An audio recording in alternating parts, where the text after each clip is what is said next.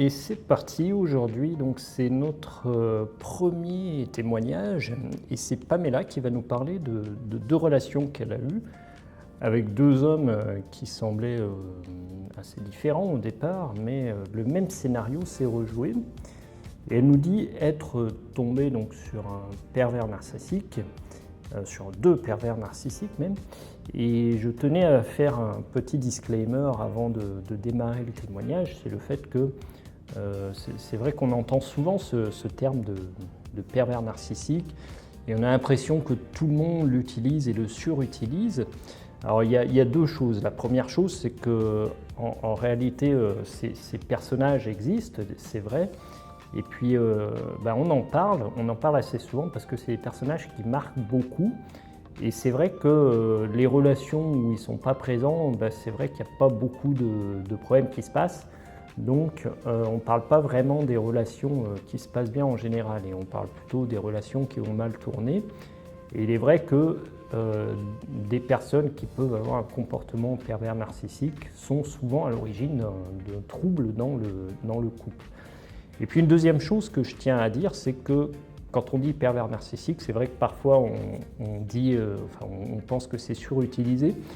Mais en réalité, c'est un ressenti de la personne. Voilà, la personne s'est ressentie comme étant en relation avec une personne qui aurait un caractère pervers, narcissique.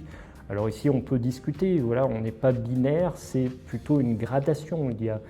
On est tous un petit peu narcissiques quelque part, on est tous un petit peu pervers. Ce sont deux caractères qui parfois se regroupent avec une forte tendance. Il y a des gens, on est tous un peu narcissiques, on va soit être fier de son apparence, être fier de son travail, de sa maison ou de son salaire. Voilà, il peut y avoir différentes manières d'exprimer son narcissisme. Et puis il y a des personnes voilà, qui sont vraiment très attachées à ce narcissisme et qui vont avoir une tendance à ce que les autres voient leur image, voient leur narcissisme et qu'elle le renforce en quelque sorte. Donc il y en a certains qui vont vraiment faire très attention à leur apparence physique, ils vont omettre aucun détail et si les personnes autour disent qu'il est beau ou qu'elle est belle, ils sont très contents et puis si les gens ne remarquent pas, et bien là ça leur crée des problèmes. Donc il y a cette idée du narcissisme, mais en même temps, dans le pervers narcissique, il y a aussi la notion de la perversité, c'est-à-dire une tendance à manipuler pour essayer d'obtenir ce qu'on veut. Alors encore une fois, ici, voilà, je n'ai pas envie d'avoir un raisonnement binaire. La perversion, on y est tous plus ou moins sujets. On essaye toujours d'obtenir ce qu'on veut, hein, on essaye de convaincre les gens. Mais c'est vrai qu'il y a des gens qui semblent experts en la matière et ils vont souvent vous mettre à l'aise au départ et puis au fur et à mesure, quand la relation s'approfondit, eh bien, ils vont jouer un petit peu de la culpabilité, ils vont jouer sur le rabaissement, parfois l'humiliation, et ce qui va nous faire remettre en question. Alors vous avez peut-être rencontré ce type de personnes. Et il y en a parfois qui sont vraiment experts là-dedans et qui ont également un narcissisme qui est assez élevé. C'est vrai que ça va assez souvent de pair et c'est vraiment ces personnes que l'on appelle les pervers narcissiques. Alors normalement, selon ce que disent les psychologues, ils ne sont qu'environ 3% de la population, ces personnes qui ont on va dire le cas clinique du pervers narcissique. Mais moi, je pense qu'il y a quand même beaucoup plus de personnes qui ont cette tendance à un degré plus ou moins élevé. Donc, dans ce témoignage, vous allez pouvoir entendre le récit de Pamela qui va exprimer ses relations et vous allez pouvoir vous-même juger de l'emprise peut-être d'un pervers narcissique ou non.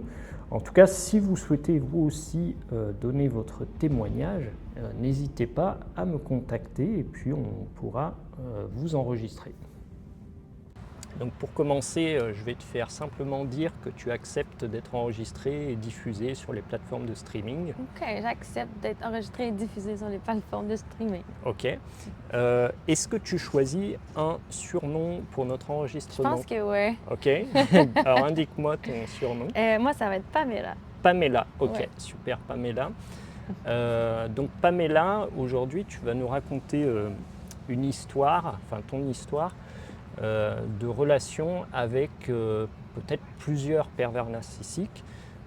Pour les auditeurs, je précise que voilà, moi je ne suis pas un psychologue et quand on parle de pervers narcissique, souvent on a cette impression de c'est une case, soit il l'est, soit il ne l'est pas.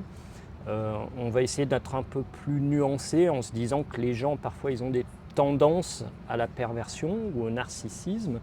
Et notre but dans cette histoire, c'est pas de dire voilà, la personne était pervers narcissique ou pas, c'est plutôt le ressenti. C'est ce que tu as ressenti, tu as eu un fort ressenti peut-être d'une manipulation.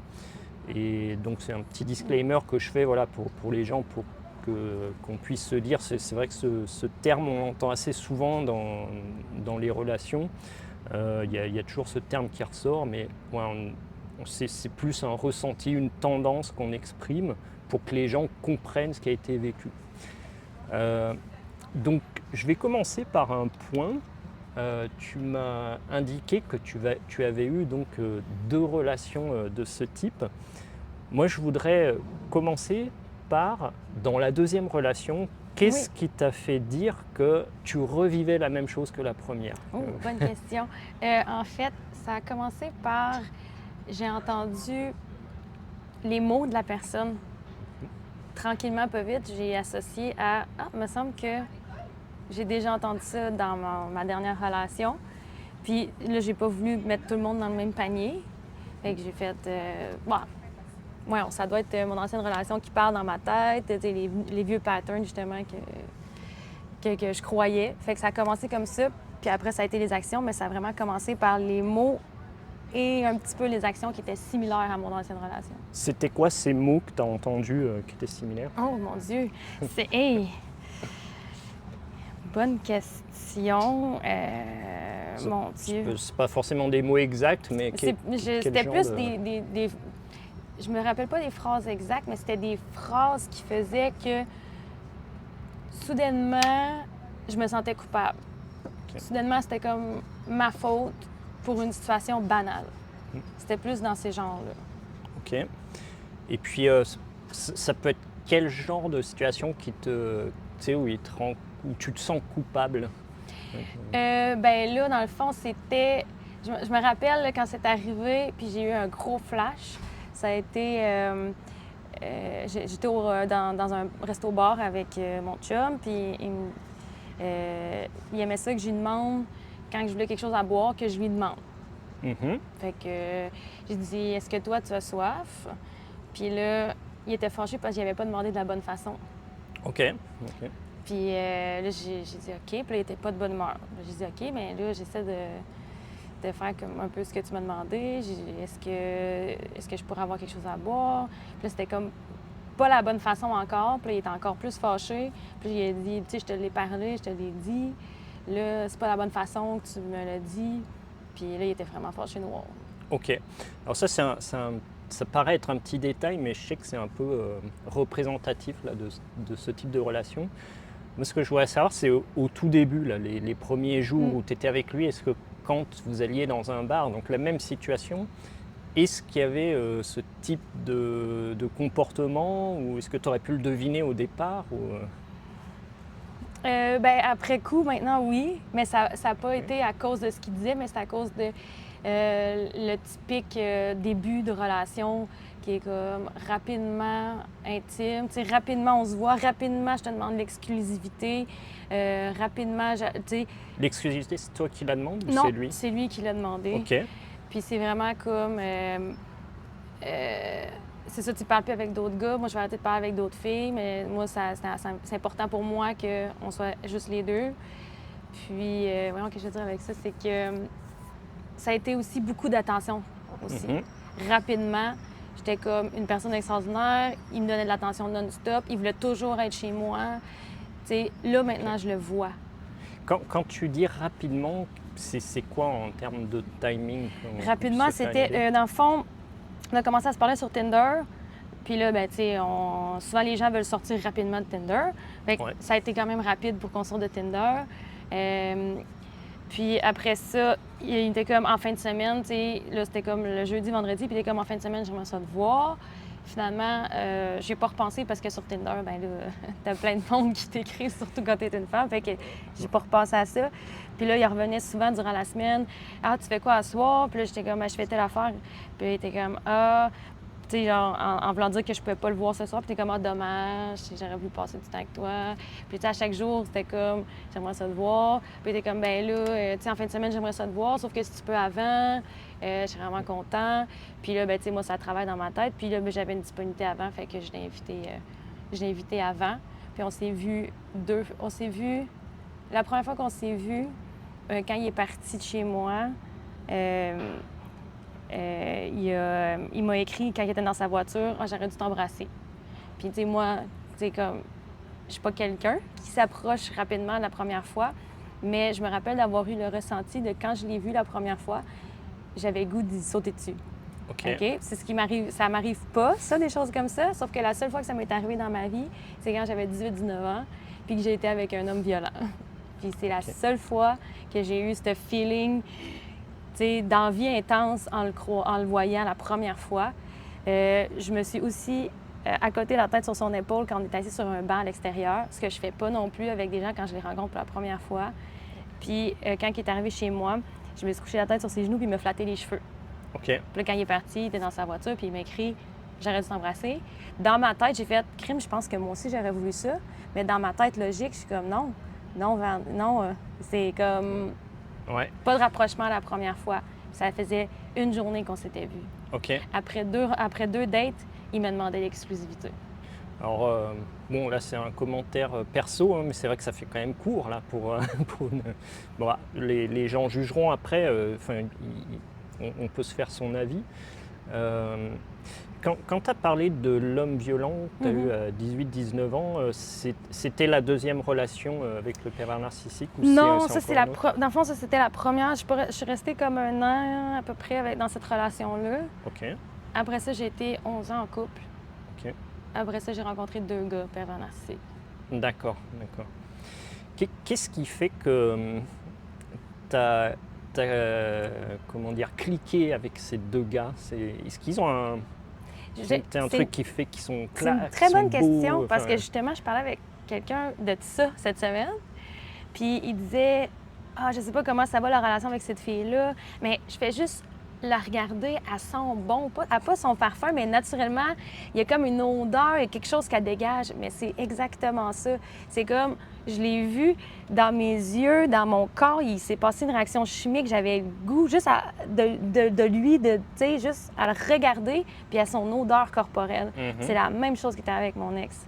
Mon dernier, mon récent, là. Tu sais, c'était comme sa voix me faisait quelque chose, son odeur, son regard, c'était comme, c'est ça.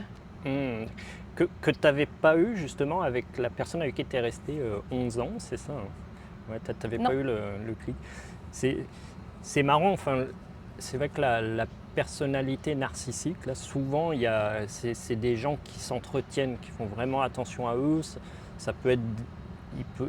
c'est vrai que le narcissique peut s'exprimer à travers l'apparence, parfois ça peut être à travers le travail, parfois ça peut être à travers le salaire aussi, des gens sont contents de gagner beaucoup.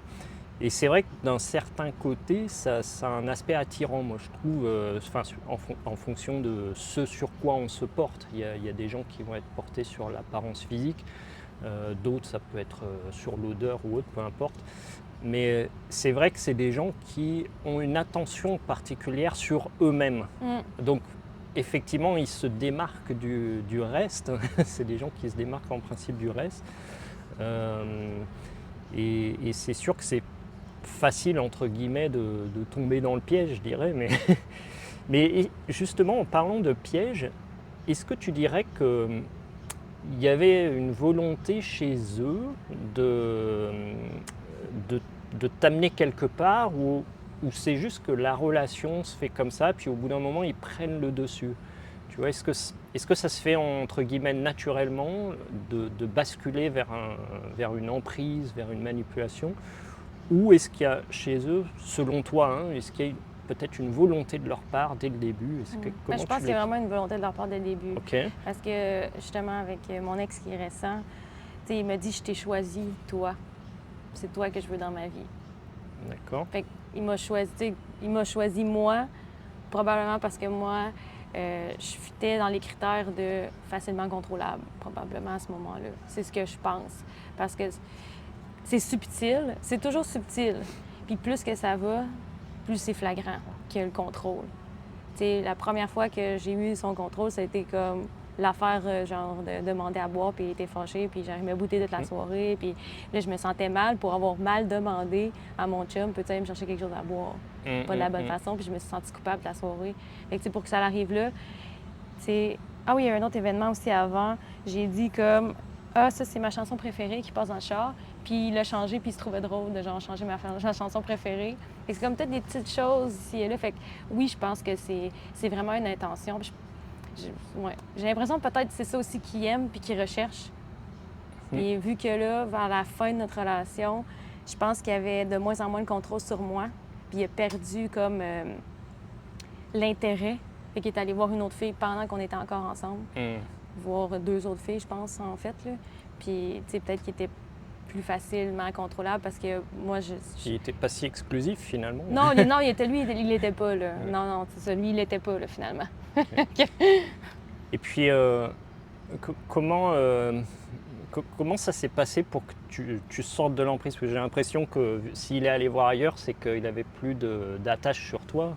Bien, c'est ça, je pense que j'en contrôle. Je pense que je le voyais venir dans ce qu'il disait, puis j'acceptais pas de me faire dire des choses comme ça. Fait que je le disais, puis j'y remettais comme le comportement. Comme j'accepte pas ça, je sais pas de même que je le disais, mais j'ai dit, moi, j'aime pas ça, telle chose, genre, je me sens pas à l'aise là-dedans, pourquoi, faut qu'on soit fâché des heures de temps, on pourrait, juste faire ça dans la joie, ou, on pourrait juste expliquer des choses de façon calme aussi, ça pourrait être bien, c'est comme, j'y revenais avec le comportement, peut-être que ça, je sais pas, peut-être que ça fonctionnait pas dans son contrôle, vu que quelqu'un qui est bien contrôlé, ben va juste se taire. Puis rien, être docile. Puis là, moi, je l'étais plus docile. Je réagissais quand il essayait de me contrôler. Fait que pas vraiment perdu intérêt là-dedans. Puis moi, ben j'ai commencé à avoir... ça faisait déjà 2 mois que je faisais quand même beaucoup d'anxiété. Okay. Que j'avais vraiment, vraiment beaucoup de doutes qu'il allait voir ailleurs. Puis là, à chaque fois que j'y posais des questions, puis que je suis comme, moi, mais tel soir, tu me dis que tu faisais telle affaire, finalement, tu faisais vraiment pas telle affaire, tu étais là. Tu me l'as dit après. Là, j'arrivais chez vous, il y avait genre une boîte de 10 Timbits avec 2 cappuccinos, genre, dans ta récupération qui est en plein dans le salon, dans la cuisine, on le voit. Je suis comme, t'as pris un cappuccino avec qui? Tes Timbits, t'as mangé 10 Timbits toute seule? Je suis comme, c'est louche, il y a de la litière à chat chez vous, t'as pas de chat, ça sent la litière à chat, je pile sur des petites graines à terre. Je suis comme, tu sais, puis là, à chaque fois, il y avait comme une excuse, une bonne excuse que genre, que c'était pas ça, puis que, tu sais, que c'est moi qui capotais pour rien, dans le fond. Fait que j'ai arrêté de, tu sais, dans le fond, avec je faisais des crises d'anxiété, rendu à faire des crises d'anxiété, j'étais plus capable de vivre de même, dans le doute tout le temps qu'il était avec quelqu'un d'autre, quand il n'est pas avec moi. Puis là, plus que ça allait, moins qu'il venait me voir.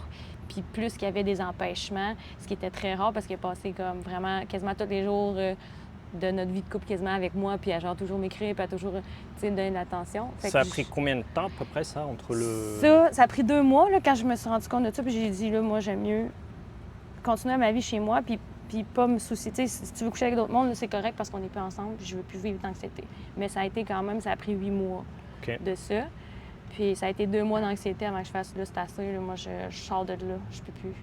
Mais en général, j'ai souvent entendu que dans ce type de relation, tu as souvent des hauts et des bas. Donc là, tu m'as parlé beaucoup de bas. Ouais. Est-ce qu'il alternait avec des hauts de temps en temps? Ou alors justement, est-ce qu'il n'en a pas fait assez pour que tu restes? Ouais.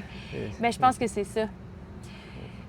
Je pense que c'est... Mais malgré que, vu mon autre relation, vu que j'ai comme vu beaucoup de coïncidences, puis le feeling à l'intérieur était le même, j'ai comme fait, OK, là, je suis vraiment dans une relation encore de contrôle, puis il faut vraiment que je sorte de là. Je l'aurais probablement vu, peut-être ça aurait été plus long avant que je sorte de là. Mais là, ce qui s'est passé avec celui-là, c'est que lui, il me donnait vraiment moins de bons côtés OK. C'est vraiment des petits bons côtés. C'était très rare. Puis, tu sais, il m'humiliait souvent, puis il me rabaissait souvent. Puis ça fonctionne pas avec moi. Il y a certaines filles que probablement si tu les rabaisses, tu les humilies, ils vont rester avec toi parce qu'après, tu sais, tu leur donnes, tu sais, après qu'ils aient fait leur cycle de violence, tu sais, ils vont te donner un anan, tu sais, un bon comportement pour que, genre, tu fasses comme « Ah, ben j'aime ça quand il est fin, je vais rester. » Puis, mais il aime quand même ça, le petit challenge, de taquinerie, d'humiliation. Mais moi, ça fonctionnait zéro avec moi. Là, à chaque fois qu'il m'humiliait, genre, c'était dur, j'en pleurais, tout ça. Fait que j'ai dit non, là, je pense que c'est ça. Il n'y en avait pas assez. Mais là, je vais pas donner genre des cues en faire mais...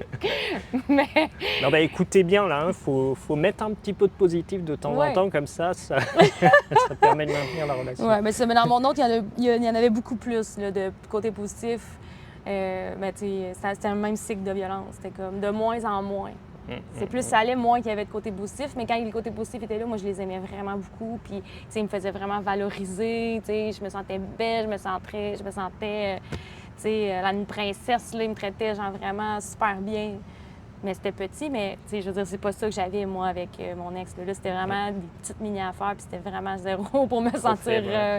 ouais, fait que, là, oui, ça m'a peut-être aidé à quitter plus rapidement, je pense. Et est-ce qu'aujourd'hui, tu dirais que tu retomberais encore dans une relation comme ça? Tu serais susceptible de retomber ou alors tu te dis là maintenant, je suis bien armée, comment tu te situes? Je pense, OK? Je ne sais pas, mais je pense. Je ne sais pas complètement, mais je pense que non. Tu penses que tu ne retomberais pas dans cette situation? Je pense que non, parce que cette dernière relation-là, bien, pour plusieurs choses, dont cette dernière relation-là me fait comprendre que je suis vraiment mieux toute seule que mal accompagnée. Là. Parce que j'étais vraiment très mal accompagnée. Ça, maintenant, je vais prendre le temps de connaître les gens aussi, au lieu de, à la deuxième date, faire comme « Hey, on est juste toi puis moi, puis c'est exclusif, puis genre, t'es tellement hot comme personne, c'est impossible, ça fait 2 jours qu'on se connaît. » Fait que ça, je vais prendre le temps de connaître les gens. Puis l'autre fois, on est allé au bar, une de mes copines puis moi. Puis j'entendais le gars parler, puis je l'entendais dire ses mensonges puis sa bullshit. Ce que, genre, ça m'était pas arrivé avant. Tu sais, je voyais pas la bullshit des gars qui essayent, genre, de charmer les filles pour coucher avec. Je l'entendais. C'est quoi, par exemple, la phrase, une phrase type? Est-ce que tu as un truc... Hey, j'en ai pas, mais tu sais, dans le fond, je l'entendais parler comme mes 2 ex, tu comprends? Donc c'est un mec qui te parlait à toi ou qui parlait à une autre fille? À nous deux, à moi et ma copine. Okay. Il est venu comme lui-même genre nous parler. Ah ok, il est venu, il a posé sur la table et... il est arrivé, il commençait à nous parler, puis il dit « Ah, moi, de toute façon, je pars à Toronto, puis je suis en couple, fait que tu sais, je suis pas ici pour rien, je vais juste venir vous parler. » Ça, pour l'instant, c'est pas encore un red flag, mais la suite, c'est quoi, par exemple? Oh, ben, tu sais, je sentais qu'il essayait un peu de rabaisser ce que je disais, puis de pas prendre mes choses au sérieux. Puis là, j'embarquais pas dans son jeu, puis je riais pas à ce qu'il disait tout le temps, puis je pense qu'il a pas aimé ça, mais ma copine, elle a commencé à rire à ce qu'il disait. Fait qu'il a dit « Moi, je vais t'acheter un verre à toi. » Mais il m'en a pas acheté à moi, parce que moi, j'embarquais pas dans le jeu. Fait qu'il est allé acheter un verre puis il lui a donné, tu sais, devant moi. Tu sais, j'étais comme... D'accord, je vois. Ouais, ça ressemble un peu au caractère là, des dragueurs, enfin, ce qu'on apprend avec les coachs de drague. Ah ouais? Bien, tu sais, encore une fois, j'ai pas la vérité absolue. Fait que peut-être que je pourrais me refaire avoir, mais... En tout cas, si je me fais avoir, je vais être capable de sortir plus rapidement. Ça, c'est sûr et certain. Mais je pense que genre, j'ai beaucoup d'indices maintenant. Mais à contrario, tu vois souvent je vais faire une caricature, d'accord, mais c'est les mecs bien, souvent ils sont un peu ennuyeux, ils sont pas spécialement beaux, ils ont rien de spécial, mais tu peux rester 10 ans avec. Est-ce que ce genre de personnes, c'est attirant pour toi? Comment tu te situes? Ben, moi, j'aime ça les personnes simples. Oui. J'aime ça les personnes drôles. Puis les personnes qui sont justement pas des bad boys, genre. Tu sais, c'est comme... Je pense que je me suis fait avoir dans ma dernière relation parce que je pensais que c'était une personne calme, c'était une personne respectueuse, puis c'était une personne, tu sais, légère, facile. Fait que moi, ça m'intéresse. T'sais. Ils sont souvent mariés, hein, Ah! Bah, je pense on a bien compris les éléments importants. On a vu un peu le déroulement de l'histoire. On a vu que même si on a vécu une relation, souvent, enfin une relation difficile, souvent il faut avoir une deuxième expérience, voire une troisième Ouais. expérience souvent. C'est triste, hein, mais ouais. Et ben, ouais, c'est malheureusement, on apprend difficilement. Ouais. Hein. Puis surtout avec les relations, c'est de l'émotion, donc on est pris dedans, on croit toujours au prince charmant ou à la princesse. Puis ben, souvent, on peut être déçu. Mais je trouve que c'est quand même intéressant que tu aies bien compris le truc de en 2 jours, tu sais, tu peux pas avoir connu la personne, donc tu vas sûrement mettre des pas avec ta prochaine relation. Tu vas peut-être l'aborder avec plus de recul et laisser la personne peut-être se montrer et puis aussi te connaître toi plus particulièrement pour que vous puissiez savoir si ça va aller plus loin. Donc je pense que pour l'avenir, ça va être bien. Ouais. Ben, en fait, c'est drôle que tu dis justement plusieurs expériences parce que je pense que oui. Je pense que les 2 dernières expériences que j'ai eues, ben, en plus avec la première, parce que c'est comme ma 3e vraie relation vraiment très toxique, là. Mais ça m'en a quand même pris plusieurs. Mais je pense que ma dernière m'a vraiment fait comprendre. Justement, j'en avais besoin pour. La tendance ce que je recherche souvent dans une relation, c'est la connexion avec l'autre. Je trouve ça important, puis je connecte rapidement avec les gens.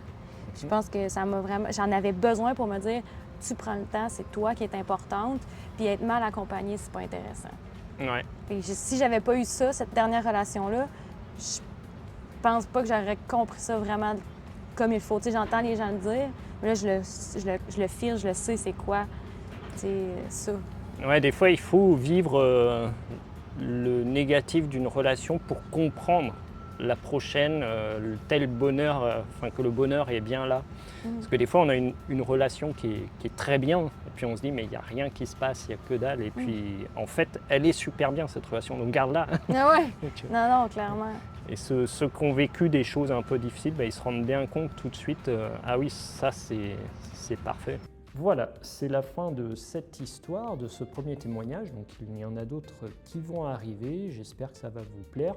Si vous avez des questions à nous poser, n'hésitez pas à les laisser dans les commentaires. Et puis si vous voulez vous-même raconter vos histoires, si vous voulez essayer d'exposer un peu vos ressentis et savoir ce que vous auriez pu faire, est-ce qu'il y a eu des red flags peut-être dans votre relation que vous n'avez pas vu venir. Si vous voulez en parler, eh bien, on est là pour vous écouter.